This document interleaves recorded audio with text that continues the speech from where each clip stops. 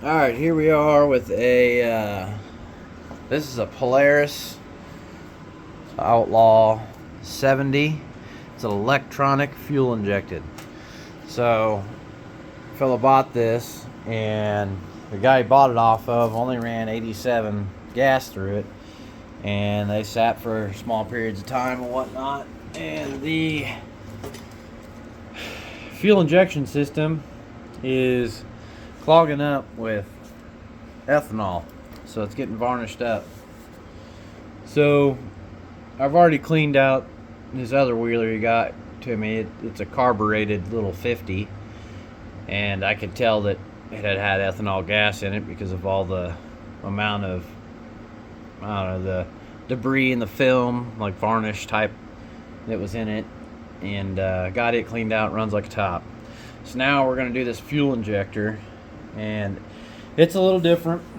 So I was going to make a video here of how we do these. So basically, I've got a valve stem here that I put the straw from my carb clean, put the straw in there, and black taped it up to where it's got a good seal around it all. Just a standard valve stem. So it's going to be able to come out of here, and you're going to put the fuel injector on this side of it and get it plugged in there. That way we can spray our cleaner through it at the same time as we activate our 12 volt to it. So I've got alligator clips. I've got the positive here clipped on one of our leads, and that's going to open up the mechanism and allow us to shoot through. So I've got our positive side on here with a little black tape so my negative doesn't cross, and it's clipped off to the battery on the positive side. I've got a negative alligator clip over there on the negative side. So you don't want to run these wide open and keep a constant power to it, because that's what burns the little solenoid up in there. So you want to be able to just tap that prong. I don't know if you can hear the click, but when you tap it, it's opening and closing that solenoid and allowing fuel to pass through. So you'll take your top ring off. I'll set that over side here. It's kind of hard for a single man to do. This is better if you got a couple of buddies that are willing to help you. So you'll pop your fuel injector into there just like that, and if you spray, it doesn't go through because it's closed. Okay, hopefully I can do this without having a little 5-alarm fire going off. It's hard to do by yourself because you have to tap it at the same time. You got to get it opened, spray, open, spray. You don't want to hold it for an extended period of time. So we'll see if we can get this here spritzing.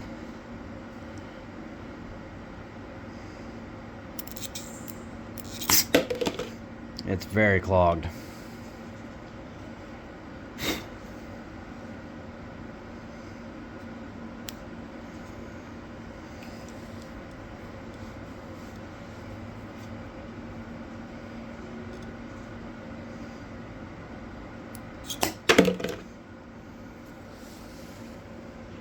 We might not have the best of luck with this.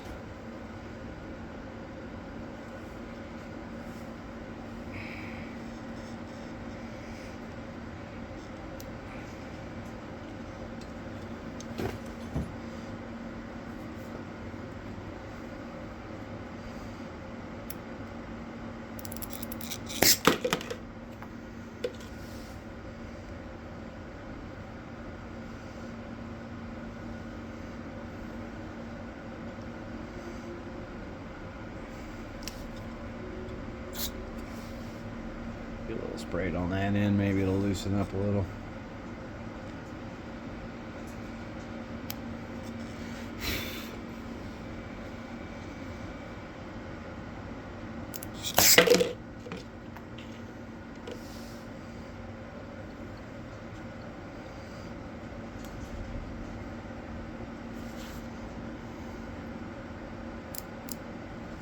It's getting a little mist out of it now. We'll try and add some to it gently.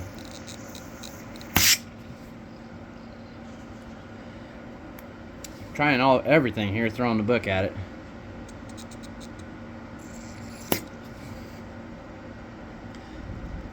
Getting it full. Okay, it's starting to spurt now. So I think that's going to be our technique with this small of an injector. It's not going to pass through very quickly. So we're just going to barely press, get some pressure in there.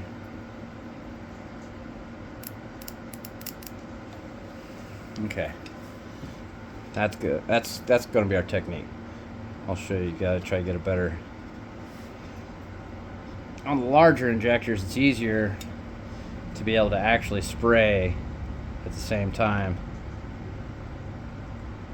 Just bear with me here. Alright, we got some pressure in there now. Alright, you can see that shooting. It's got a good spray pattern now. There we go. Now you can hear it.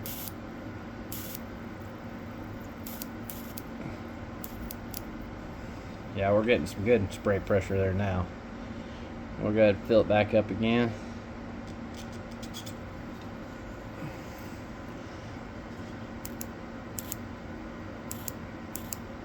Oh yeah, that's what we want. So now we've ran her that way. We'll try and see if we can run it back the opposite way. Not everybody does it both ways, but you just do it whatever you feel like is correct for you. This is probably not the best way of doing this, but this is how I do it, and it seems to work out pretty good 90% of the time.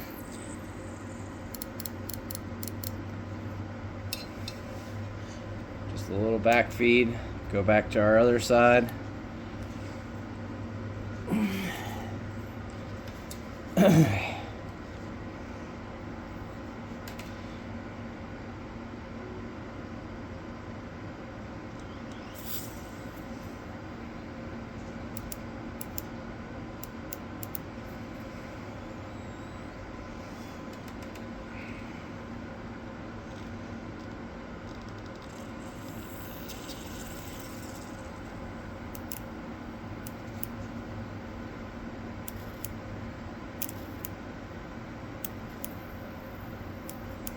I think we may have it. It's looking like I'm getting a good spray pattern at all of the openings.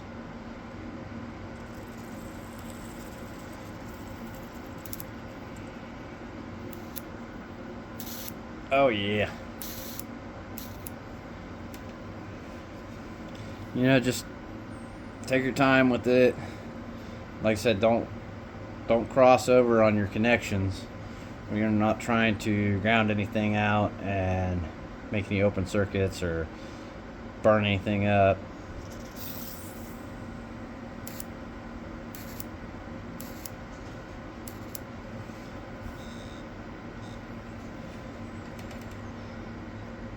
So now that I've gotten this injector pretty good and cleaned up,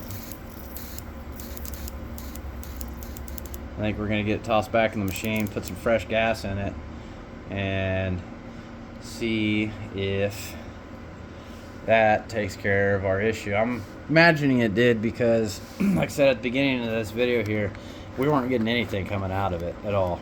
And then it finally let loose and got that good spray pattern out of it. So you can see all 4 holes now. And we're getting a good spray pattern out of it, so I don't think we have a problem with that injector. I think that injector is still good. We'll get her tossed back in the machine here with some fresh fuel. Other than that, if you guys have any questions, this works on anything with a fuel injector. Your cars, 4-wheelers, side-by-sides, this works great in a side-by-side. So as long as you run good clean gas, you usually don't have to worry about it as much, because you won't have these problems. But if you're running that ethanol gas and these machines sit for a duration, they will gum it all up. So I'm going to go ahead and spray out the fuel line on this, check the MAP sensor on it, MAF sensor, and other than that, man, I'm going to send it. So if you guys got questions, holler at me.